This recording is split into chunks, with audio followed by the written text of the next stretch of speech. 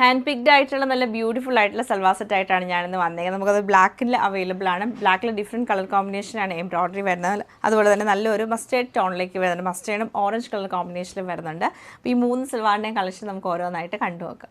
Soft ആയിട്ടുള്ള pure cotton ഫാബ്രിക്കിലാട്ടോ ഈ ഒരു സൽവാർ സെറ്റ് വരുന്നത്. എന്നിട്ട് യോക്ക് പോർഷനിലേക്ക് നമുക്ക് നല്ല ഭംഗിയായിട്ടുള്ള മിഷൻ എംബ്രോയ്ഡറി ആണ് ചെയ്തേക്കുന്നത്. ആ മസ്റ്റേർഡ് യെല്ലോയിൽ നല്ല dark orange colour combination, orange കളറിലാണ് ഈ ഒരു എംബ്രോയ്ഡറി വരുന്നത്. ബാക്കി ഫുൾ നമുക്ക് പ്ലെയിൻ ആയിട്ട് വരും.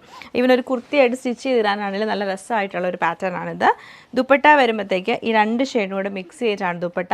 ഒരു സൈഡിലേക്ക് നമുക്ക് ആ സെൽഫ് പ്രിൻറ്റ് വരുന്നുണ്ട്, ഇപ്പോഴത്തേക്ക് ഫുള്ളായിട്ട് ആ ബ്ലോക്ക് പ്രിൻറ്റ് ചെയ്ത് ഹൈലൈറ്റ് ചെയ്തേക്കാണ്. 2 കളർ ടോൺ നല്ല ഭംഗിയായിട്ടാണ് വന്നിരിക്കുന്നത്. ബോട്ടം പ്ലെയിൻ ആയിട്ടുള്ള കോട്ടൺ ബോട്ടമാണ് പെയർ ചെയ്ത്. കോട്ടൺ ഫാബ്രിക്കിൽ വരുന്ന ഒരു സെറ്റാണിത്. ജെറ്റ് ബ്ലാക്ക് ഷെയ്ഡിൽ വന്നിട്ട് അതിൽ ഫുള്ളായിട്ടും എംബ്രോയ്ഡറി ആണ് ചെയ്തിരിക്കുന്നത്. ബ്ലൂവും ഗ്രീനും ലാവൻഡർ ടോണിലുള്ള കുഞ്ഞു കുഞ്ഞു എംബ്രോയ്ഡറി പാറ്റേൺ വരും. സൈഡിലാണ് നമുക്ക് സ്ലീവ് അറ്റാച്ച് ചെയ്തേക്കുന്നത്. സെപ്പറേറ്റ് ആയിട്ട് സ്ലീവിലും ഈ ഒരു സെയിം കളർ ടോൺ തന്നെ എംബ്രോയ്ഡറി ആണ് ചെയ്തേക്കുന്നത്. ദുപ്പട്ട വരുമ്പോൾ കോട്ട തേപ്ചി ഫാബ്രിക്കിൽ, ഒരു കോട്ട അല്ല കേട്ടോ, ഒരു ജൂട്ട് ഫാബ്രിക്, സെമി ജൂട്ട് കോട്ട ഫാബ്രിക് ഒക്കെ വരും. അതിൽ ഫുള്ളായിട്ടും എംബ്രോയ്ഡറി, സൈഡിൽ ക്രോഷിയോയുടെ ഒരു വർക്കാണ് കൊടുത്തേക്കുന്നത്. നല്ല ലാവൻഡർ ടോണിലാണ് വരുന്നത്.